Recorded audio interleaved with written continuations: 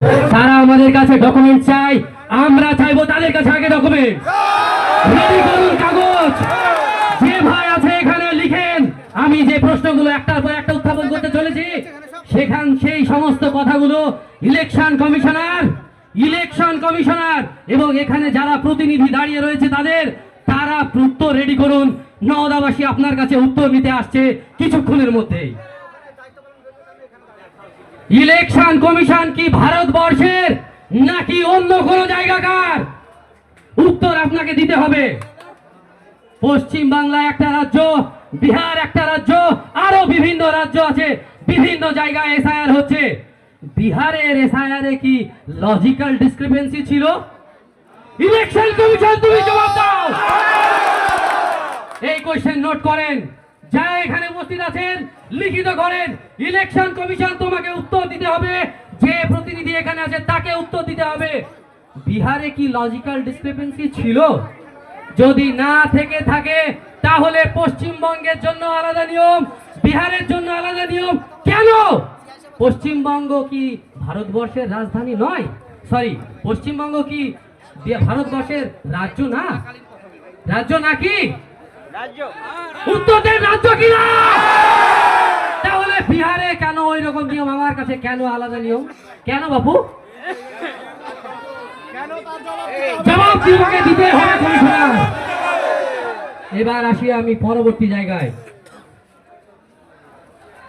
এই যে লজিক্যাল ডিসক্রিপেন্সিটা আজকে নিয়ে আসা হয়েছে, প্রথম দিকে আমাদেরকে বলা হলো যে 2002-এ আপনার সরাসরি নাম থাকলে হয়ে যাবে, অথবা আপনি যদি কাউকে প্রয়োজনী হিসেবে দেখাতে পারেন, হোক সেটা আপনার আব্বা মানে বাবা, হোক সে মা, হোক সে আপনার দাদু, হোক সে আপনার দিদা, সেটা বাবার পক্ষের হতে পারে, মায়ের পক্ষেরও হতে পারে, যে কেউ একজনকে প্রয়োজনী দেখালেই হয়ে গেল।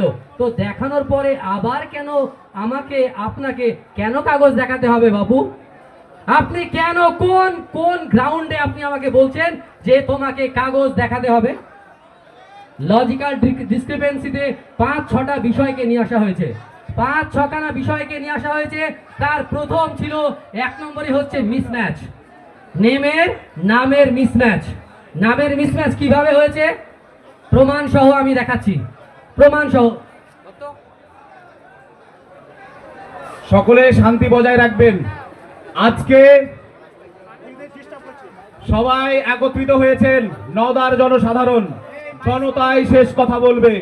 আর আজকে নির্বাচন কমিশনের প্রতিনিধিদের উত্তর দিতে হবে। উত্তর ছাড়া আজকে এই অফিস থেকে আপনারা বেরোতে পারবেন না, বেরোতে আমরা দেব না। চলুন দেখুন,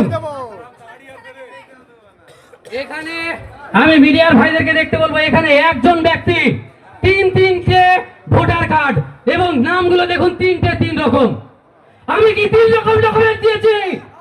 নির্বাচন কমিশন তুমি জবাব দাও। এই ভুল কে করেছে? নির্বাচন কমিশন তুমি করেছো। 3টে একই মানুষ। দেখুন আপনারা মিডিয়া ভাইরা, একজন ব্যক্তি 3টে নাম কি করে আসে? 3 রকম নাম কি করে হয়? নির্বাচন কমিশন তুমি আমাকে ডকুমেন্টস দেখাও, আমি কোন ডকুমেন্টস তোমাকে দিয়েছি, কিসের ভিত্তিতে তুমি 3খানা নাম লিখেছো দেখাও আমাকে, তুমি কাগজ দেখাও, তুমি জবাব দাও। এই নির্বাচন কমিশনের নামে যারা আধিকারিক আছেন, আমাদের আজকে এই মঞ্চ থেকে প্রশ্ন করতে বাধ্য হচ্ছি, আপনাদের শিক্ষাগত যোগ্যতাও দেখার সময় এসেছে। কিভাবে একজন ব্যক্তির 3টে নাম হয়? কত বড় কলেজে পড়েছেন, বিশ্ববিদ্যালয়ে পড়েছেন, উত্তর দিতে হবে আজকে। তাহলে আপনি নিজে নামের ভুল করবেন, আর আমরা চাষাভুষো মানুষ, আমরা দিন আনা দিন খাওয়া মানুষ। আজকে যে আমি কাজটা কামাই করে এসেছি, আজকের যে আমার 300 টাকা বা 200 টাকা উপার্জন ছিল, হে আধিকারিক আপনারা কেউ দিবেন? কিন্তু আপনাদের বেতন তো বাপু এসে যায়, মাসের মাস বেতন তো আপনাদের এসে যায়, কিছু করলেও আসে না করলেও আসে। আমাকে কেন আমার মূল্যবান সময় ব্যয় করে এখানে আসতে হবে? এটা কি আপনারা জানেন না?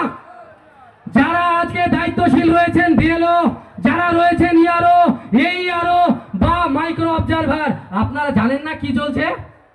আপনারা জানেন না আজকে এখানে কি হতে চলেছে, আপনারা কি করছেন আপনারা সব জানেন। তাহলে আপনারা শিক্ষা কেন অর্জন করেছেন?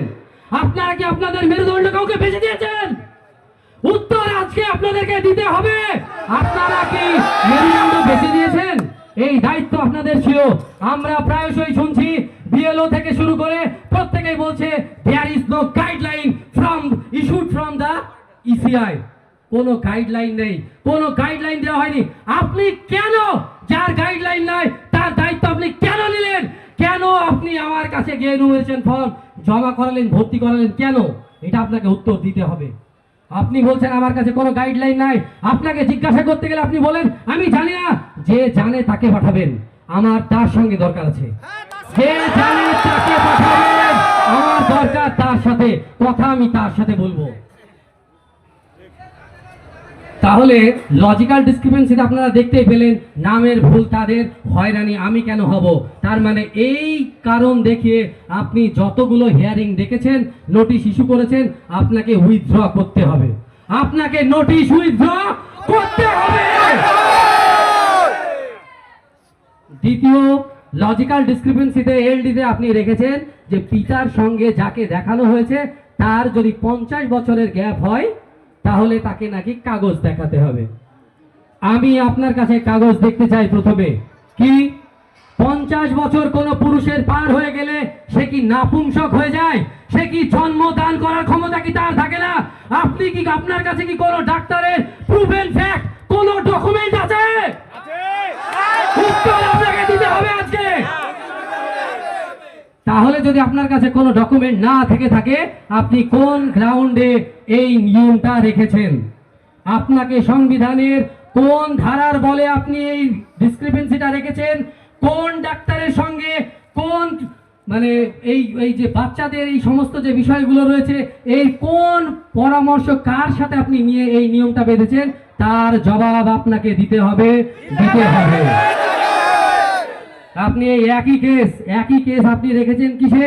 15 বছরের নিচে। আমরা জানি আগেকার দিনে অনেক মানুষের, মেয়েদের বিশেষ করে, ছেলের সঙ্গে এটা চান্সেস খুব কম, কিন্তু মায়ের সঙ্গে অনেক সময় সন্তানের 15 বছর গ্যাপ হয়ে যেতে পারে। যদিও এটা যদিও সংবিধানের বিরোধী একটা সেন্সে, যে আপনি আমি আমাদের জন্য মান্য করা উচিত যে আমরা 18 বছরের নিচে মেয়েদের বিবাহ দেব না।